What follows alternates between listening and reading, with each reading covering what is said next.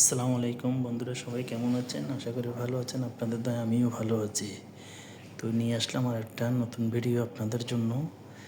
এটা হচ্ছে চট্টগ্রাম কালুঘাট সেতু। তো এই সেতুর মধ্যে আমরা অনেক দিন পরে আসলাম। তো আসলে কক্সবাজার উদ্দেশ্যে যখন রওনা দিলাম, কক্সবাজার যাব, কালুঘাট সেতু দিয়ে উঠলাম। তো আসলে ট্রেনটা এদিক দিয়ে যাওয়া হয়।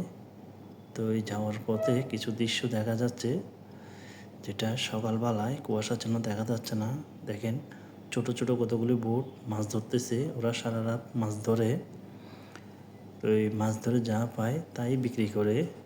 তো ওরা আসলে সারা রাত মাছ ধরার কারণ হচ্ছে, ওরা মাছ বাদে তো অন্য কিছু কাজ করে না, ওরা মাছটাই বেশি ধরে।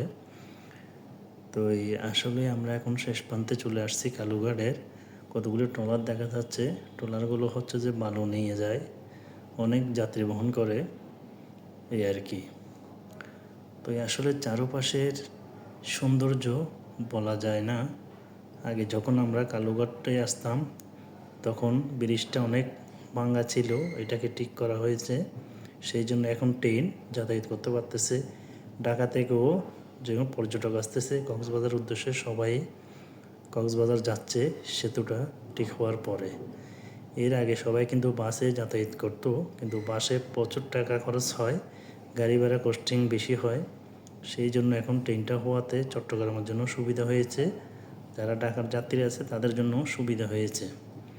তো আমি চট্টগ্রাম থেকে টিকিট কাটলাম, নন এসি 225 টাকা করে, আর এসিতে আপনার 500 টাকা করে। চট্টগ্রাম থেকে, ঢাকা থেকে আসলে তো আরও বেশি। তো আসলেই আপনারা যারা ঘুরতে পছন্দ করেন তারা ট্যুরিস্ট হিসেবে আসতে পারেন, ট্রেনে করে কক্সবাজার যেতে পারেন। অবশ্যই খুব ভালো লাগবে। এখন সেতু অনেকটা নিরাপত্তা আছে।